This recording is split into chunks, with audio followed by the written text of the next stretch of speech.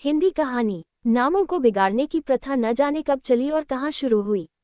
इस संसारव्यापी रोग का पता लगाए तो ऐतिहासिक संसार में अवश्य ही अपना नाम छोड़ जाए। पंडित जी का नाम तो श्रीविलास था, पर मित्र लोग सिलबिल कहा करते थे। नामों का असर चरित्र पर कुछ न कुछ पड़ जाता है। बेचारे सिलबिल सचमुच ही सिलबिल थे। दफ्तर जा रहे हैं, मगर पाजामे का इजारबंद नीचे लटक रहा है। सिर पर फेल्ट कैप है, पर लंबी सी चुटिया पीछे झांक रही है। अचकन्यो बहुत सुंदर है। न जाने उन्हें त्योहारों से क्या चिढ़ थी। दिवाली गुजर जाती पर वह भला मानस कोड़ी हाथ में न लेता, और होली का दिन तो उनकी भीषण परीक्षा का दिन था। 3 दिन वह घर से बाहर न निकलते। घर पर भी काले कपड़े पहने बैठे रहते थे। यार लोग टोह में रहते थे कि कहीं बचा फंस जाए, मगर घर में घुसकर तो फौजदारी नहीं की जाती। एक आधा बार फंसे भी, मगर भिगिया पुदिया कर बेदाग निकल गए। लेकिन अब की समस्या बहुत कठिन हो गई थी। शास्त्रों के अनुसार हम वर्ष तक ब्रह्मचर्य का पालन करने के बाद उन्होंने विवाह किया था। ब्रह्मचर्य के परिपक्व होने में जो थोड़ी बहुत कसर रही, वह 3 वर्ष के गौने की मुद्दत ने पूरी कर दी। यद्यपि स्त्री से कोई शंका न थी, तथापि वह औरतों को सिर चढ़ाने के हामी न थे। इस मामले में उन्हें अपना वही पुराना धुराना ढंग पसंद था। बीबी को जब कसकर दौड़ दिया तो उसकी मजाल है कि रंग हाथ से छुए। विपत्ति ये थी कि ससुराल के लोग भी होली मनाने आने वाले थे। पुरानी मसल है, बहन अंदर तो भाई सिकंदर। इन सिकंदरों के आक्रमण से बचने का उन्हें कोई उपाय न सूझता था। मित्र लोग घर में न जा सकते थे, लेकिन सिकंदरों को कौन रोक सकता है। स्त्री ने आंख फाड़कर कहा, अरे भैया, क्या सचमुच रंग न घर लाओगे? ये कैसी होली है बाबा? सिलबिल ने त्योरियां चढ़ाकर कहा, बस मैंने एक बार कह दिया और बात दोहराना मुझे पसंद नहीं। घर में रंग नहीं आएगा और न कोई छुएगा। मुझे कपड़ों पर लाल छींटे देखकर मचली आने लगती है। हमारे घर में ऐसी ही होली होती है। स्त्री ने सिर झुकाकर कहा, तो न लाना रंग संग, मुझे रंग लेकर क्या करना है? जब तुम ही रंग न छुओगे तो मैं कैसे छू सकती हूँ? सिलबिल ने प्रसन्न होकर कहा, निस्संदेह यही साध्वी स्त्री का धर्म है। लेकिन भैया तो आने वाले हैं, वह क्यों मानेंगे? उनके लिए भी मैंने एक उपाय सोच लिया है। उसे सफल बनाना तुम्हारा काम है। मैं बीमार बन जाऊंगा, एक चादर ओढ़कर लेट रहूंगा। तुम कहना इन्हें ज्वर आ गया, बस चलो छुट्टी हुई। स्त्री ने आंख नचाकर कहा, एनौज, कैसी बातें मुंह से निकालते हो? ज्वर जाए मुद्दई के घर, यहाँ आए तो मुंह झुलस दून निगुड़े का।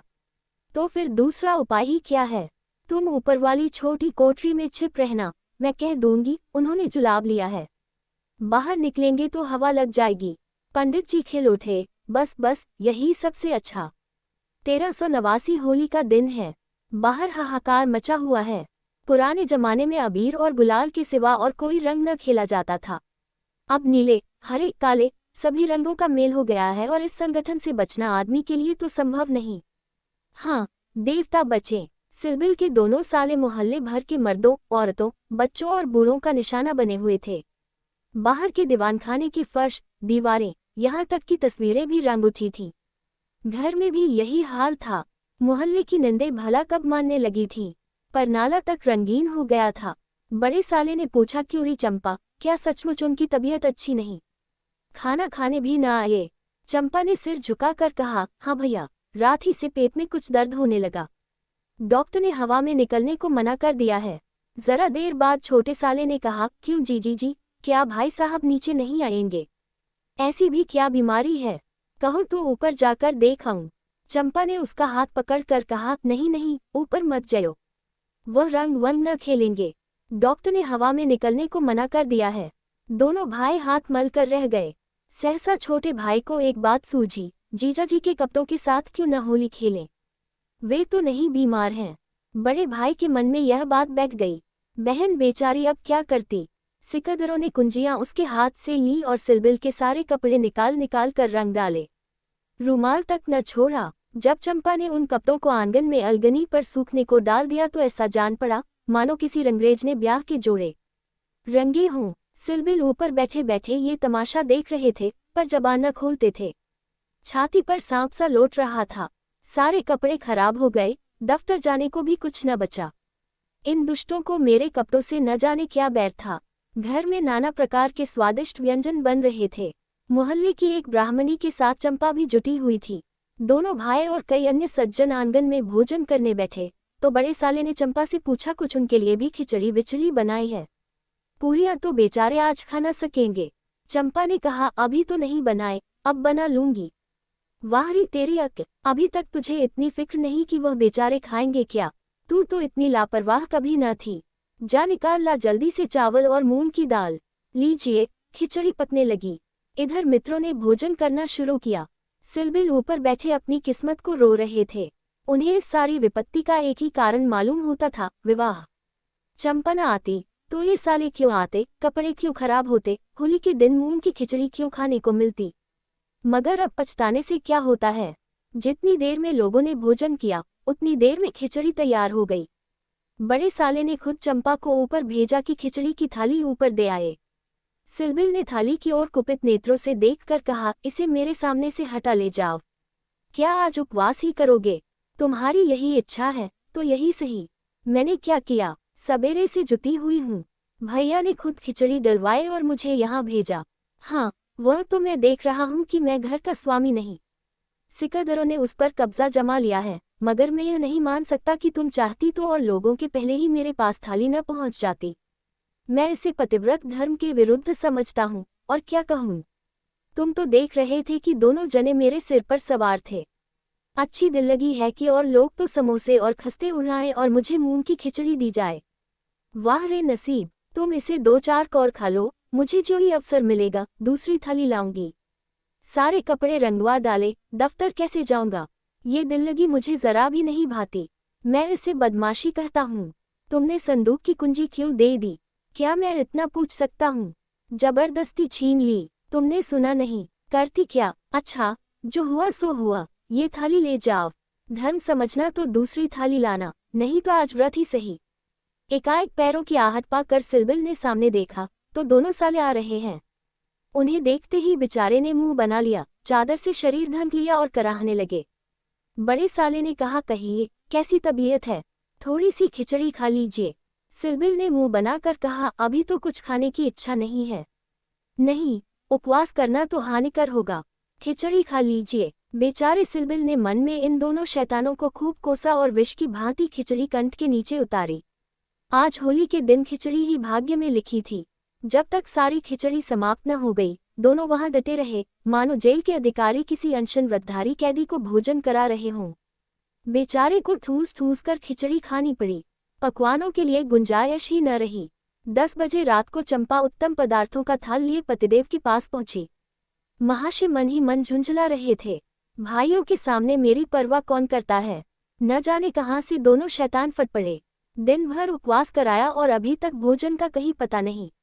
बारे चंपा को थाल लाते देखकर कुछ अग्नि शांत हुई। बोले, अब तो बहुत सबेरा है, 1-2 घंटे बाद क्यों न आई? चंपा ने सामने थाली रखकर कहा, तुम तो न हारी ही मानते हो न जीती। अब आखिर ये 2 मेहमान आए हुए हैं, इनकी सेवा सत्कार न करूं तो भी तो काम नहीं चलता। तुम्ही को बुरा लगेगा। कौन रोज आएंगे? ईश्वर न करे कि रोज आएं। यहाँ तो एक ही दिन में बधिया बैठ गई। थाल की सुगंध में तरबतर चीजें देखकर सहसा पंडित जी के मुखारविंद पर मुस्कान की लाली दौड़ गई। एक एक चीज खाते थे और चंपा को सराहते थे। सच कहता हूँ चंपा, मैंने ऐसी चीजें कभी नहीं खाई थी। हलवाई साला क्या बनाएगा? जी चाहता है कुछ इनाम दूं। तुम मुझे बना रहे हो? क्या करूं, जैसा बनाना आता है बना लाए। नहीं जी, सच कह रहा हूँ। मेरी तो आत्मा तक तृप्त हो गई। आज मुझे ज्ञात हुआ कि भोजन का संबंध उधर से इतना नहीं जितना आत्मा से है। बतलाओ क्या इनाम दूं? जो मांगूं वो दोगे? दूंगा, जनेऊ की कसम खाकर कहता हूँ। न दो तो मेरी बात जाए। कहता हूँ भाई, अब कैसे कहूँ? क्या लिखा पढ़ी कर दूं? अच्छा, तो मांगती हूँ, मुझे अपने साथ होली खेलने दो। पंडित जी का रंग उड़ गया। आंखें फाड़ कर बोले, होली खेलने दूं? मैं तो होली खेलता नहीं, कभी नहीं खेला। होली खेलना होता तो घर में छिपकर क्यों बैठता? और के साथ मत खेलो, लेकिन मेरे साथ तो खेलना ही पड़ेगा। यह मेरे नियम के विरुद्ध है।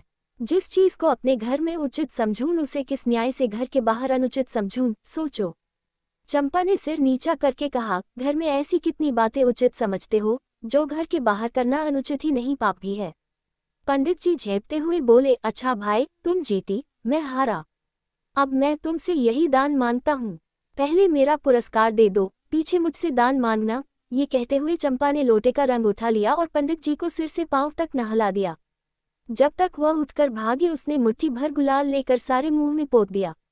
पंडित जी रोनी सूरत बनाकर बोले, अभी और कसर बाकी हो तो वह भी पूरी कर लो। मैं जानता था कि तुम मेरी आस्तीन का सांप बनोगी, अब और कुछ रंग बाकी नहीं रहा। चंपा ने पति के मुख की ओर देखा तो उस पर मनोवेदना का गहरा रंग झलक रहा था। पछताकर बोली, क्या तुम सचमुच बुरा मान गए हो? मैं तो समझती थी कि तुम केवल मुझे चिढ़ा रहे हो। श्रीविलास ने कांपते हुए स्वर में कहा, नहीं चंपा, मुझे बुरा नहीं लगा। हाँ, तुमने मुझे उस कर्तव्य की याद दिला दी जो मैं अपनी कायरता के कारण भुला बैठा था। वह सामने जो चित्र देख रही हो मेरे परम मित्र मनहरनाथ का है, जो अब संसार में नहीं है। तुमसे क्या कहूँ, कितना सरस, कितना भावुक, कितना साहसी आदमी था। देश की दशा देख देख कर उसका खून जलता रहता था। हम भी कोई उम्र होती है, पर वह उसी उम्र में अपने जीवन का मार्ग निश्चित कर चुका था। सेवा करने का अवसर पाकर वह इस तरह उसे पकड़ता था मानो संपत्ति हो। जन्म का विरागी था, वासना तो उसे छू ही न गई थी। हमारे और साथी सैर सपाटे करते थे, पर उसका मार्ग सबसे अलग था। सत्य के लिए प्राण देने को तैयार, कहीं अन्याय देखा और भवें तन गई, कहीं पत्रों में अत्याचार की खबर देखी और चेहरा तमतमा उठा। ऐसा तो मैंने आदमी ही नहीं देखा। ईश्वर ने अकाल ही बुला लिया, नहीं तो वह मनुष्यों में रत्न होता। किसी मुसीबत के मारे का उद्धार करने को अपने प्राण हथेली पर लिए फिरता था। स्त्री जाति का इतना आदर और सम्मान कोई क्या करेगा। स्त्री उसके लिए पूजा और भक्ति की वस्तु थी। 5 वर्ष हुए, यही होली का दिन था।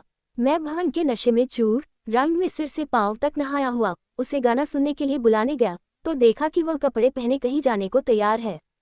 पूछा, कहाँ जा रहे हो? उसने मेरा हाथ पकड़कर कहा, तुम अच्छे वक्त पर आ गए, नहीं तो मुझे जाना पड़ता। एक अनाथ बुढ़िया मर गई है, कोई उसे कंधा देने वाला नहीं मिलता।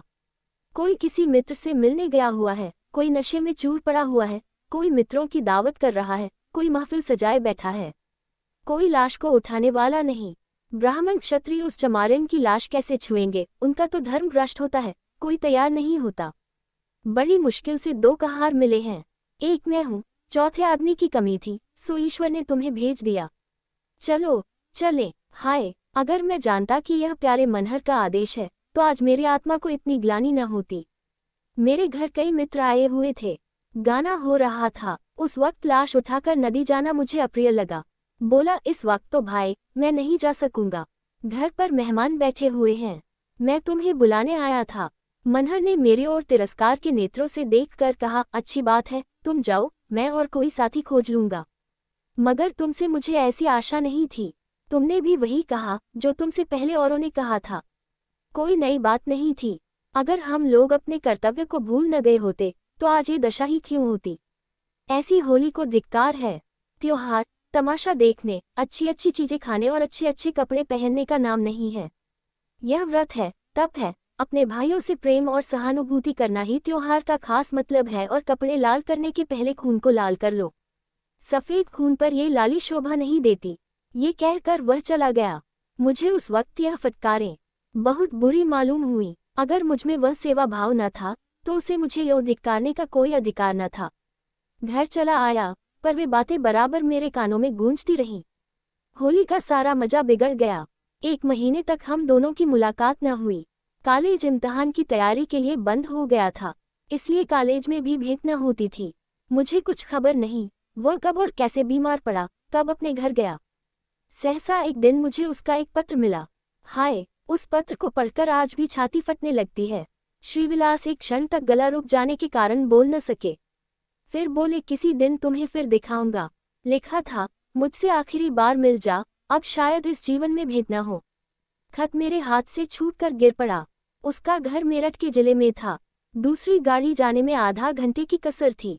तुरंत चल पड़ा, मगर उसके दर्शन न बदे थे। मेरे पहुंचने के पहले ही वह सिधार चुका था। चंपा, उसके बाद मैंने होली नहीं खेली, होली ही नहीं और सभी त्योहार छोड़ दिए। ईश्वर ने शायद मुझे क्रिया की शक्ति नहीं दी। अब बहुत चाहता हूँ कि कोई मुझसे सेवा का काम ले। खुद आगे नहीं बढ़ सकता, लेकिन पीछे चलने को तैयार हूँ। पर मुझसे कोई काम लेने वाला भी नहीं। लेकिन आज वह रंग डालकर तुमने मुझे उस धिक्कार की याद दिला दी। ईश्वर मुझे ऐसी शक्ति दे कि मैं मन में ही नहीं, कर्म में भी मनहर बनूं।